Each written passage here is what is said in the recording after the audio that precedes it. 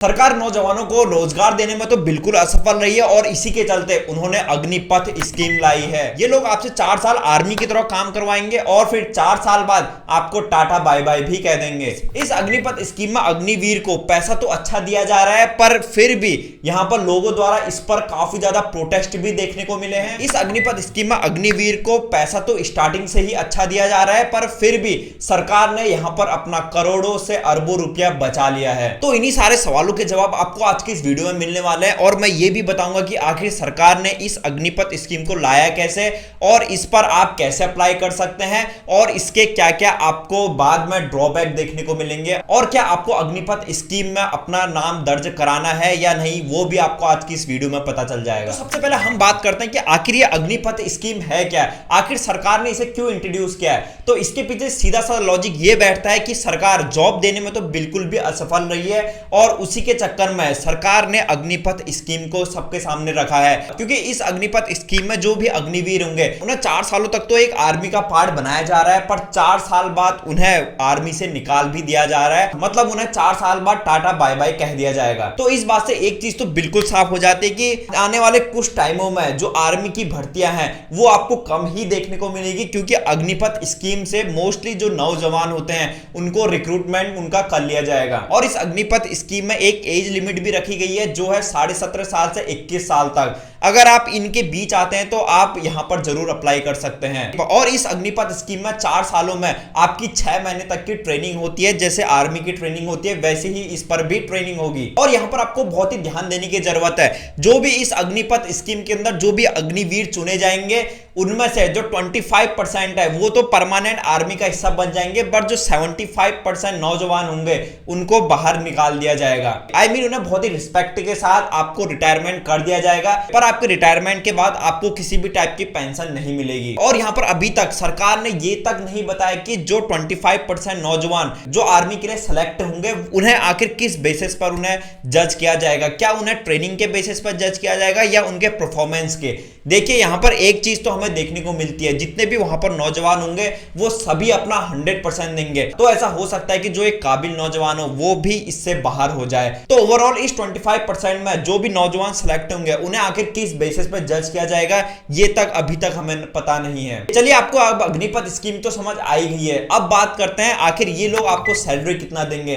तो मैं आपको बता दूं इसका जो स्टार्टिंग पैकेज है वो तो काफी कमाल का है। वो आपको 4.76 लाख पर ईयर मिलेगा, जिसमें से चौथे साल तक आते आते ये पैकेज 6.92 लाख का हो जाएगा। मतलब आपकी सैलरी एक रेगुलर अंतराल में बढ़ती रहेगी। और जब आप इस 4 साल के अंतराल को पूरा कर लेंगे और जब आपका रिटायरमेंट का टाइम आएगा तब आपको सेवानिधि पैकेज भी दिया जाएगा जो 11.7 लाख रुपए तक का है। तो मतलब अगर मैं आपको एक सिंपल लैंग्वेज में समझाऊं, इन 4 सालों के अंदर आप अप्रोक्सीमेटली 20 लाख रुपए तक तो बना ही लेंगे। अब यहां पर ध्यान देने की बात यह है, इतना कमाल का पैकेज देने के बाद भी सरकार ने अपने करोड़ों रुपए कैसे बचाए हैं और इसके बाद भी इस अग्निपथ स्कीम का इतना ज्यादा प्रोटेस्ट हमें क्यों देखने को मिल रहा है। तो यहां पर आप एक सीधा सा लॉजिक लगा सकते हैं, आने वाले कुछ सालों में जो ये अग्निपथ से जो भी नौजवान रिक्रूट किए जाएंगे उनको तो 4 सालों के लिए ही रखा जा रहा है। और अगर कोई भी आर्मी की भर्ती आती है तो उस पर नौजवानों को लाइफ टाइम आर्मी की जो भी सैलरी होती है वो प्रोवाइड की जाती है, पर आपको 4 सालों तक आर्मी का जैसा ही काम किया जाएगा, पर उसके बाद भी आपको कोई भी पेंशन नहीं मिलेगी। पर एक जो आर्मी की रियल भर्ती होती है उस पर रिटायरमेंट के बाद भी आपको अच्छी खासी पेंशन मिल जाती है। तो यहां पर इसी चीज को सरकार ने ध्यान में रखकर जो एक, अगर मैं आपको बोलूं, जो एक रियल आर्मी की भर्ती होती है उसको कम कर दिया है और जो अग्निपथ स्कीम है इससे ज्यादा नौजवानों को रिक्रूट किया जाएगा।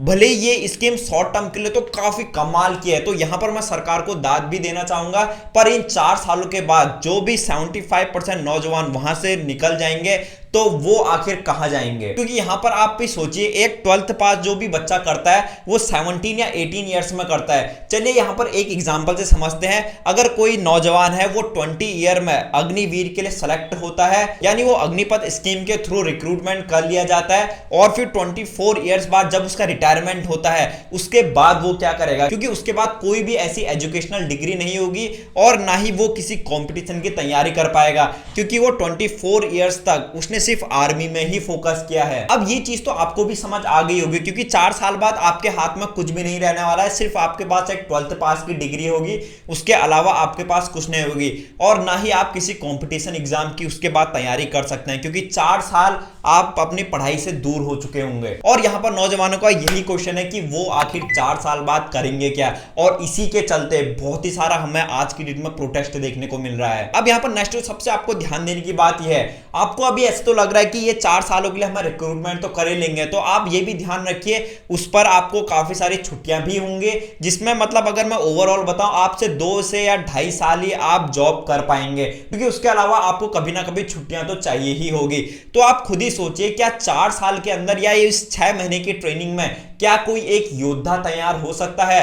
तो इसका जवाब बिल्कुल नहीं है। अब ऐसा मैं नहीं कह रहा हूं, जो बहुत सारे विशेषज्ञ हैं उन्होंने भी ऐसा कहा है कि क्या 4 सालों के अंदर कोई भी आर्मी के लिए क्या योद्धा तैयार किया जा सकता है, क्योंकि एक आर्मी के लिए पूरी लाइफ लग जाती है उसे एक योद्धा बनने के लिए। और इस स्कीम के अंदर हमें जो नेक्स्ट ड्रॉबैक देखने को मिलता है वो है, क्या नौजवान अपना 100% दे पाएंगे, क्योंकि उन्हें तो ये बात पता ही है कि 4 साल बाद उन्हें यहां से बाहर तो जाना ही है, तब वो इस 4 सालों को बस काटेंगे, मतलब वो उस पर अपना 100% नहीं दे पाएंगे, क्योंकि उन्हें ये बात तो पता है कि 4 साल बाद उन्हें निकाल ही दिया जाएगा। पर यहां पर मैं आपको कुछ चीजें और बताना चाहूंगा, जो भी इस अग्निपथ की स्कीम के अंदर जो भी नौजवान सेलेक्ट होंगे उन्हें तीनों सेनाओं में जाने का मौका जरूर मिलेगा, मतलब वो तीनों सेनाओं में जा सकते हैं, जल सेना, थल सेना और वायु सेना। और इस अग्निपथ स्कीम में अप्रोक्सीमेटली 46,000 नौजवानों को यहां पर रिक्रूट किया जाएगा। अब यहां पर आपको अग्निपथ स्कीम बहुत ही अच्छे से समझ आ चुकी होगी कि क्या क्या इसके फायदे होंगे। शॉर्ट टर्म में तो नो डाउट आपको बहुत ही सारे फायदे देखने को मिलेंगे, पर यहां पर एक बात तो क्लियर है, आपको लॉन्ग टर्म में इसके ज्यादा फायदे देखने को नहीं मिलेंगे, क्योंकि 25% नौजवान तो वहां पर सिलेक्ट हो जाएंगे, पर 75 बाहर भी हो जाएंगे। और सेकंड चीज, अगर आप अग्निपथ स्कीम के अंदर रिक्रूट होना चाहते हैं तो आपको यह बात भी ध्यान रखनी होगी, अगर आपका 4 साल बाद आपको वहां से निकलना पड़े, अगर आपका रिटायरमेंट हो जाता है, तब आप क्या करेंगे, आपके पास वो ऑप्शन जरूर होना चाहिए। अगर आपके पास इस सवाल का एक वैलिड रीजन है, मतलब मैं 4 साल बाद ये कर लूंगा, तो आप इस अग्निपथ स्कीम में जरूर जा सकते हैं। पर अगर 4 साल के बाद आपके पास कोई भी प्लान नहीं है, तो आपको इस चीज के बारे में जरूर सोचना होगा। अब मैं आपको अग्निपथ स्कीम की एक बेस्ट चीज जरूर बताना चाहूंगा, मतलब ये कोई भी मैंडेटरी नहीं है, अगर आपकी मर्जी है तो आप जाइए, अगर आपकी मर्जी नहीं है तो आप मत जाइए। पर यहां पर मैं इसे बेस्ट चीज क्यों कह रहा हूं, तो मैं आपको बता दूं, बहुत सारी कंट्रीज ऐसी भी होती है जहां पर आर्मी की ट्रेनिंग लेना कंपलसरी होता है। जैसे मैं आपको कुछ एग्जांपल जरूर देना चाहूंगा, जैसे Russia, Netherlands, Switzerland, Denmark, Ukraine जैसे देश शामिल है। और इतना ही नहीं, इन कंट्रीज में यह भी होता है, जिसने भी आर्मी की ट्रेनिंग ली होती है,